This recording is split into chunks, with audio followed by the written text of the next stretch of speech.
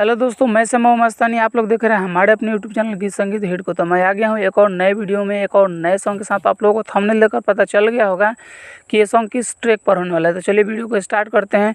उससे पहले कि आप लोगों ने हमारे अपने चैनल गीत संगीत हिट को सब्सक्राइब नहीं किया है तो कर लीजिएगा, और अपने लिए पर्सनल सॉन्ग लिखवाने के लिए हमारे दिए गए नंबर पर कॉल कीजिएगा। तो चलिए स्टार्ट करते हैं आज का वीडियो मुखड़ा के साथ। मन करे चला जाई घरे हो, होलिया में देवारा लरे हो। मन करे चला जाई घरे हो, होलिया में देवारा लरे हो।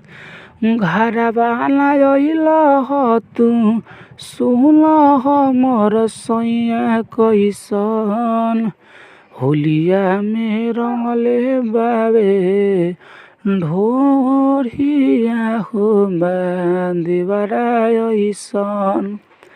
होलिया में रंगले बावे ढोरिया हो देवरा ऐसन। तो ये था मुखड़ा। उम्मीद करते हैं कि आप लोगों को अच्छा लगा होगा। अगर अच्छा लगे तो एक लाइक ज़रूर कीजिएगा। तो चलिए चलते हैं अपने फर्स्ट अंतरे की तरफ। रात भर सुते नहीं जागल रहेला, होलिया में देवरा भइल पागल रहेला। ऐसा हो धरी पीछ करिया से छाला कइले बा। ऐसा हो हमारी शरीरिया के पाला कइले बा।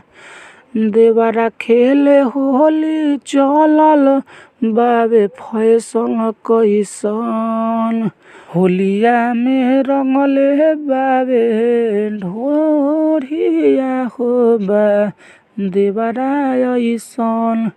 होलिया में रंगले बाबे ढोरिया हो देवरा ऐसन। हमारा फर्स्ट अंतरा। उम्मीद करते हैं कि आप लोगों को बहुत ही अच्छा लग रहा होगा। अच्छा लगे तो एक लाइक ज़रूर कीजिएगा और चैनल को सब्सक्राइब कर दीजिएगा।